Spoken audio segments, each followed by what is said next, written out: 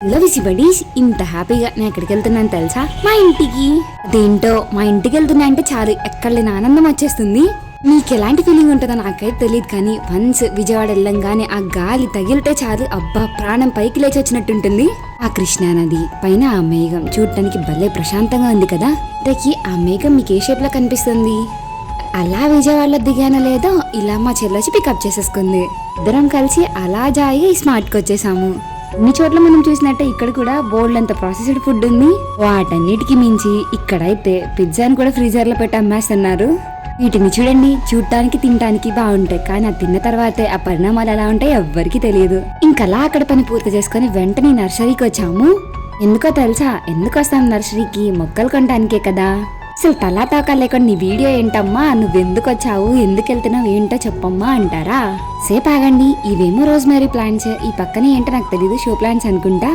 చూడండి చిన్న సైజ్ కలబందలా ఉంది, ఇదేమో బ్లాకీ బ్యాంబూ. ఇక్కడ ఎన్ని రకాల స్నేక్ గార్డ్ ప్లాంట్స్ ఉన్నాయో, ఇక్కడ ఎన్ని రకాల మొక్కలు ఉన్నాయో తెలుసా? చూసే కొద్దీ వస్తూనే ఉన్నాయి. నర్సరీ అంటే అంతే కదా, మొక్కలే కదా ఉండేది, అక్కడికి వెళ్ళి ఇట్లా ఉన్నాయి అంటావేంటి అనుకుంటున్నారా? నేను ప్లేస్ సరిపోలేదేమో, ఈ కింద బల్లల కింద కూడా పెట్టేశారు మొత్తం. ఇక్కడ ఎన్ని రకాల షో ప్లాంట్స్ ఉన్నాయో, ఒకటి కాదు రెండు కాదు చాలా ఉన్నాయి. షో ప్లాంట్స్ చూడటానికి ఎంత బాగుంటాయో, పెంచడం కూడా అంతే ఈజీ కదా. ఊరికి అలా పెడితే చాలు ఉత్తినే బతికేస్తాయి. చూపించే ప్లాంట్స్ భలే బాగున్నాయి కదా. ఒకసారి తీసుకొచ్చాను ఇంటికి, అంత దూరం చూడండి ఎయ్యో మొక్కలు, అన్ని హోల్స్ ఉన్నాయి కదా ఆకు మొత్తానికి. ఏదో పురుగు పెట్టిందనుకుని పప్పులో కాలేసినట్టే ఆ మోడలే అంతా. అయినా మీరు అనుకోర్లేండి, నాలా కాదు కదా, మీకు మంచి తెలివి ఉంది కదా. ఈ ప్లాంట్ ఏం రకమో తెలియదు, కానీ అంతా కొమ్మలు కొమ్మలుగా భలే బాగున్నాయి. ఆ లీవ్స్ మాత్రం ఎంత పెద్దగా ఉన్నాయో చూడండి అసలు. ఇవేమో మినీ సైజ్ కలబందలా ఉన్నాయి, భలే బుజ్జి బుజ్జిగా ఎంత బాగున్నాయో చూడండి అసలు. ఈ వెరైటీ నేమేంటో మీకు తెలుసా? 2 షేడ్స్ లో భలే బాగున్నాయి కదా చూడటానికి. ఒక ఓన్ హౌస్ తీసుకొని ఇంటి చుట్టూ బోల్డ్ అని రకాల మొక్కలు పెట్టుకోవాలి, అందులో ఫ్రూట్స్ కానీ ఫ్లవర్స్ కానీ లెక్కలనన్ని పెంచాలి అనే కోరిక మీలో ఎంతమందికి ఉంది? ఇవేమో బోన్సాయ్ ప్లాంట్స్ భలే బాగున్నాయి కదా. నాకు బోన్సాయ్ ప్లాంట్స్ అంటే చాలా ఇష్టం, ఎందుకంటే పెద్ద పెద్ద చెట్లని ఇలా చిన్న చిన్న మొక్కలుగా పెంచేసుకోవచ్చు కదా. ఏ ఇబ్బంది లేకుండా మనం ఎక్కడ పెడితే అక్కడ అడ్జస్ట్ అయిపోతాం మంచిగా. పాపం మా చెల్లి ఏం ప్లాన్స్ తీసుకోవాలా ఏంటా అని సీరియస్ గా డిస్కస్ చేస్తుంది. నేను మాత్రం పని పాట లేకుండా ఇలా నర్సరీ మొత్తం తిరిగేస్తున్నా. అంతేలేండి, ఒక్కోసారి చిన్నపిల్లలు ఇంట్లో మంచి మంచి పనులు చేస్తుంటారు, అట్లాంటప్పుడు మనం కూడా ఆపకూడదు, ఎక్కువ మాట్లాడకూడదు. మందారం చూడండి భలే బాగుంది కదా. ఇలా ఎప్పుడైనా ఇన్ని మొక్కలు ఒక దగ్గర చూడటం పాపం నాకు కూడా నర్సరీ పెడితే బాగుండు అనిపిస్తుంది. ఇక్కడ చూడండి, ఇది కమలాకాయ నారింజకాయ నాకు తెలియదు, కానీ భలే బాగుందిగా చిట్టిగా. ఇవి కూడా బోన్సాయ్ ప్లాంట్సే. ఫస్ట్ చూసి ఇదొక్కటే అనుకున్నాను, కానీ తీరా చూసే చెట్టంతా పూతే ఉంది. అలా కొమ్మను కొంచెం పక్క జరిపాను అంతే. ఎన్ని కాయలు ఉన్నాయో అసలు, ఎన్ని కాయలో తెలుసా? చెట్టంతా కాయలే దాక్కున్నాయి భలేగా. ఇటుకే కొద్ది దొరుకుతున్నాయి, కోసేయాలనిపించింది. పాపం అంకుల్ ఫీల్ అవుతారని కొయ్యలేదు. నా ప్లేస్ లో కానీ మీరు కనుక ఉంటే ఏం చేసేవాళ్ళు మర్చిపోకుండా కమెంట్ చేయండి, ఓకేనా? సరే అంకుల్ నన్ను అడగాలనిపించింది, చెట్టు నిండా ఇన్ని కాయలుంటే అవి వదిలేయడానికి మనసు ఎలా ఒప్పిందా మీకు అని.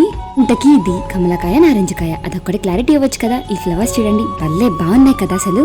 ఈ ప్లాంట్స్ చూడండి ఇంటి ముందు పెట్టుకుంటే భలే బాగుంటుంది కదా. చిన్న ముక్క తుంప పెడితే చాలు మొత్తం బతికేస్తుంది. వాసు వెరైటీగా భలే బాగున్నాయి కదా. ఇవేమో 100 వరహాల పూలు. చిన్నప్పుడు తేనెంటుంది అని తెగ తెంపుకొని తాగేవాళ్ళం కదా. చెప్పలేనని మొక్కలున్నాయి. మందారం అయితే ఎన్ని రకాలు ఉన్నాయో లెక్కే లేదు అసలు, ఒకదాన్ని మించి ఒకటి. తులసి మొక్కల్లో కూడా ఎన్ని వెరైటీస్ ఉన్నాయో, ఇన్ని ఉంటాయో నాకు అస్సలు తెలియదు. నాకు 2 రకాలు తెలుసు. ఇక్కడ చూడండి ఒక పువ్వు దాక్కుని భలే బాగుంది కదా. అదైతే కాయ చూడండి, ఎవరు కొయ్యపోతే పడిపోతాయేమో అన్నట్టున్నాయి. అంజీర్. ఈ ఫ్లవర్స్ చూడండి భలే బాగున్నాయి. ఇదేమో పిప్పర్మెంట్ తులసి. స్మెల్ కానీ టేస్ట్ కానీ చాలా డిఫరెంట్ గా ఉంది. ఇది గ్యాస్ట్రిక్ ప్రాబ్లమ్స్ కి బాగా యూజ్ చేస్తారంట. పక్కన పెడితే మేము తీసుకున్నది 2 చిట్టి గులాబీలు, ఒకటి వైట్ ఇంకొకటి పింక్. చికెన్ షాప్ కి వచ్చాము, ఇక్కడ పని చూసుకొని నెక్స్ట్ బేకరీకి వెళ్ళిపోయాం. వాళ్ళ మా మమ్మీ బర్త్డే, అందుకే మేము బేకరీకి వచ్చాం. మా చెల్లి నేనే రాస్తా అన్న అని చెప్పింది. ఆ అన్న సరే తీసుకోండి అని ఇచ్చాడు అనుకున్నా, కానీ మా చెల్లి కూడా ఆర్టిస్టే, బాగా రాసింది అసలు. ఆ నెక్స్ట్ నేను తీసుకొని హార్ట్ చేస్తాను ఇవ్వని చెప్పి చిన్న చిన్న హార్ట్ చేశాను. మేము ముగ్గురం కాబట్టి 3 హార్ట్స్. ఆ నెక్స్ట్ ఇంటికి రాగానే చికెన్ ని మంచిగా వాష్ చేసుకొని సపరేట్ చేసుకొని పీసెస్ ని ఇక మ్యారినేట్ చేసి పక్కన పెట్టేసుకున్నాం. ఈ లోపు ఇంకో ఐటెం కోసం ప్రిపేర్ చేసుకుంటున్నాము. రెండాగండి, ఇంతకీ ఏం ప్రిపేర్ చేస్తున్నాం అనుకుంటున్నారా? చెప్పనుగా, చూసేయండి. సరేలేండి, ఈ ఒక్కసారికి సస్పెన్స్ లో పెట్టుకున్నా ఏం చేస్తున్నాను ఏంటని మీకు చెప్పేస్తాను. ఏదో అకేషన్ కి మనం రెస్టారెంట్ కి వెళ్తాం, అది కామనే, కానీ రెస్టారెంట్ ని మన ఇంటికి తీసుకొస్తే అమ్మో అంత పెద్ద రెస్టారెంట్ మీ ఇంట్లో ఎలా పడుతుందంటారు? ఇలాంటి కుళ్ళు జోకులు మాత్రం వద్దే. రెస్టారెంట్ లో మనం ఆర్డర్ చేసుకున్నట్లే సూపు, స్టార్టర్స్, బటర్ నాన్, డిజర్ట్స్ అలా డిఫరెంట్ టైప్స్ లో అన్ని మనం ఇంట్లోనే ప్రిపేర్ చేస్తే ఉంటుందంటారు. అందుకే మా మమ్మీకి ఇష్టమైన ఐటమ్స్ అన్ని ఒక్కొక్కటిగా అన్ని ఇంట్లో కూర్చొని ప్రిపేర్ చేసే పని మీదే ఉన్నాము. పని తర్వాత ఒకటి ఎంత కష్టపడి చేసినా సరే ఎంతో అంత పని మిగిలిపోతూనే ఉంటుంది. దీంతో ఎంత చేసినా ఇంటి పని మాత్రం తరగదు. ఒకదాని తర్వాత ఒకటి అన్ని ప్రిపేర్ చేసేసాము నిదానంగా. నేను మా చెల్లి కలిసి ఏమేం ప్రిపేర్ చేసామో తెలుసా? చికెన్ ఫ్రై పీస్ మండి. ఇక్కడ స్కిప్ చేయకుండా లాస్ట్ వరకు చూసేసి ఏ ఐటెం బాగా నచ్చిందో మర్చిపోకుండా చెప్తున్నాను. ఏ ఐటమ్స్ ప్రిపేర్ చేసామో అన్నిటికీ రెసిపీస్ అన్ని షార్ట్ వీడియోలో పోస్ట్ చేస్తాను. మళ్ళీ నెక్స్ట్ వేడిగా butter naan, kaju gravy curry, sweet corn soup, చట్పటాగా స్వీట్ కార్న్. నెక్స్ట్ ఐటమ్ ఏంటనుకుంటున్నారు? Custard bread pudding. ఇదైతే భలే బాగా కుదిరింది అసలు. ఇది క్రిస్పీ చికెన్ KFC స్టైల్లో.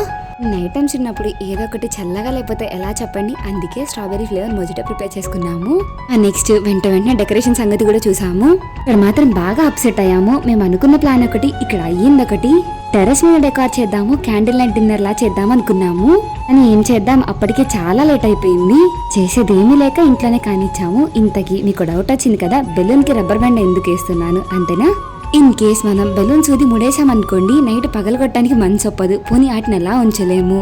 అలా వదిలేసి అవి పగిలి రాత్రిపూట భయపడే కన్నా ఇలా రబ్బర్ బ్యాండ్ వేసామనుకోండి, అంతా అయిపోయినాక మంచిగా తీసేయొచ్చు. బెలూన్స్ నీట్ గా సర్దేసుకోవచ్చు. కావాలంటే రెండోసారి మళ్ళీ వాడేయచ్చు. ఇంకా ఫైనల్ గా సింపుల్ గా ఇలా డెకార్ చేసాము. మీకు ఎలా అనిపించింది? ఇలా మేమైతే యుద్ధానికి సిద్ధమైపోయాము. ఏం యుద్ధం అంటారా? ఇప్పుడు కేక్ కట్ చేయగానే తినేసేయాలి కదా. అసలే చాలా లేట్ అయిపోయింది. అలా కాసేపు మేము చేసిన డెకార్ చూసి మాకు మేము మురిసిపోయి ఇంకా మా మమ్మీ వచ్చినాక మంచిగా కేక్ కట్ చేసి హ్యాపీగా తినిపించేసుకుని ఈ కేక్ లో వాటాలు వేసుకుని అందరం మంచిగా పనిచేసుకున్నాం.